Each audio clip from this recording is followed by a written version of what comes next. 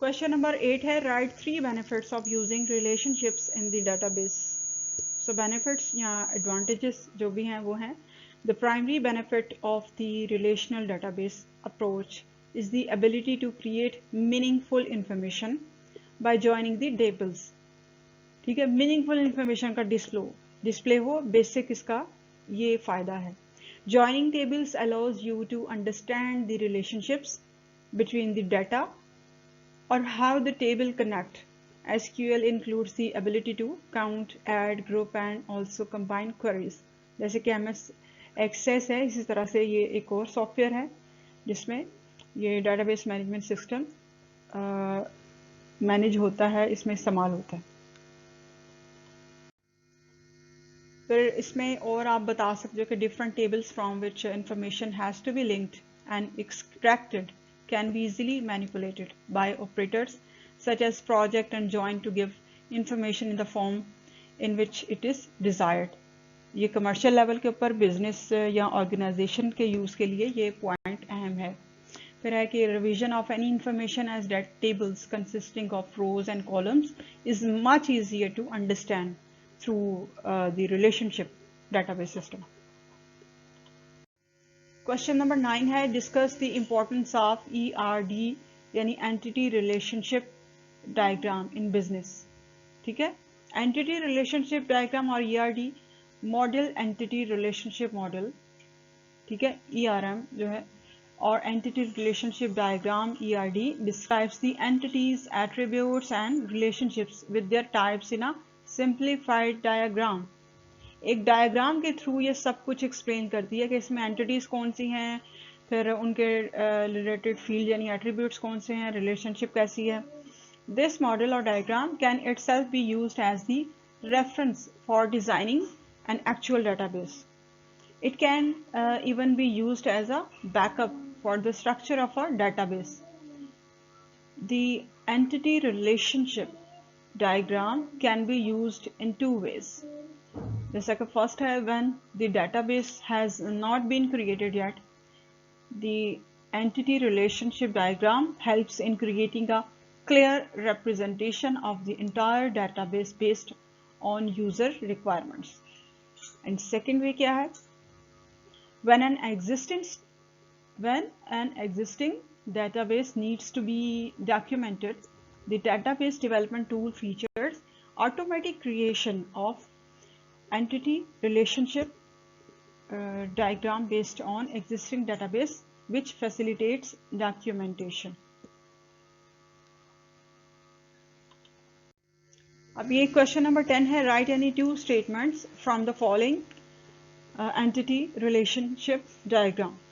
ठीक है, अब एंटिटी रिलेशनशिप डायग्राम की एक बुक में भी आपने चैप्टर में भी एक एग्जाम्पल पढ़ी है, तो वहाँ पे स्टेटमेंट थी जैसे कि एक राइटर राइट करता है, राइटर ने क्रिएट किया नॉवेल और फिर कंज्यूमर उसको बाय करते हैं रीडिंग के लिए, इस तरह की स्टेटमेंट ऑलमोस्ट। तो अब ये डायग्राम आपके सामने है, ER डायग्राम यानी कि एंटिटी रिलेशनशिप डायग्राम। तो इसमें डिफरेंट शेप्स हैं, फिर कनेक्शन के लिए लाइंस भी हैं, ये सब शो कर रहे हैं। फिर इसमें फील्ड्स हैं, एट्रीब्यूट्स हैं, सब कुछ इस डायग्राम के थ्रू मेंशन हो रहा है। तो आपने इसको समझते हुए क्या करना है कि कोई भी दो स्टेटमेंट बनानी है, लिखनी है। ठीक है, अब देखें कि सपोज हम स्टार्ट करते हैं कंपनी से।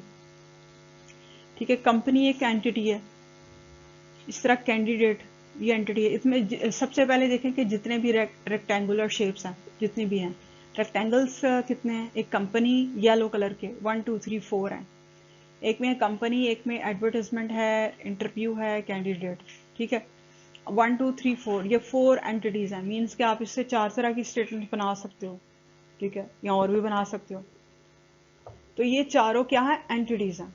सही है, अब इन चारों एंटिटीज से फिर इनकी फील्ड्स यानी एट्रीब्यूट्स बनेंगे। ठीक है, जैसे कंपनी क्या करती है, रिलीज करती है, रिलीजेस करती है और पब्लिश करती है, कौन सी एडवर्टाइजमेंट देती है।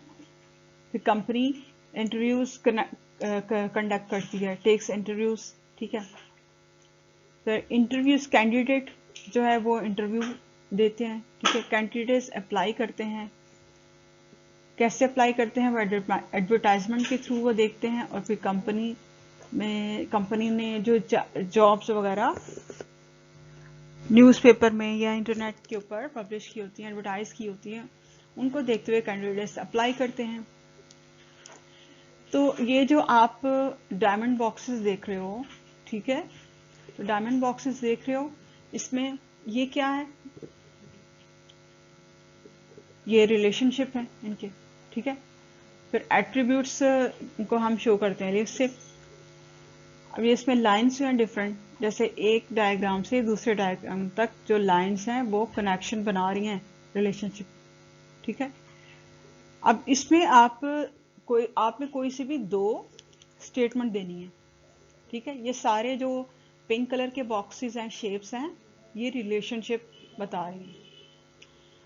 अब आप ये भी क्रिएट कर सकते हो, जैसे कि company releases advertisement to conduct interviews of different candidates, या फिर candidates apply for posted jobs advertised by the company. तो इस किस्म के कैसे भी, ये सपोज आपको बताए हैं, आप और तरह के भी बना सकते हो स्टेटमेंट इस डायग्राम को समझते हुए। तो आप ये देखें कि इस सारी स्टेमिना को किस तरीके से इस डायग्राम के थ्रू समझाया गया है। तो इसी तरह इसका पर्पस क्या होता है इस डायग्राम का, अब आप समझ गए कि एंटिटीज, फिर उनके एट्रीब्यूट्स, और फिर उनकी रिलेशनशिप जो है उसको शो करती है ये डायग्राम। बेसिकली इसका पर्पस ये होता है कि डिफरेंट फील्ड्स को, एट्रीब्यूट्स को, रिलेशनशिप को, और किसके एट्रीब्यूट एंटिटीज के, उनको शो करना, और फिर उनके लिंक्स को बताना। जैसे ये सारी जो लाइंस हैं, ये सब लाइंस ये लिंक्स को, कनेक्शन को शो कर रही हैं। Thank you for listening.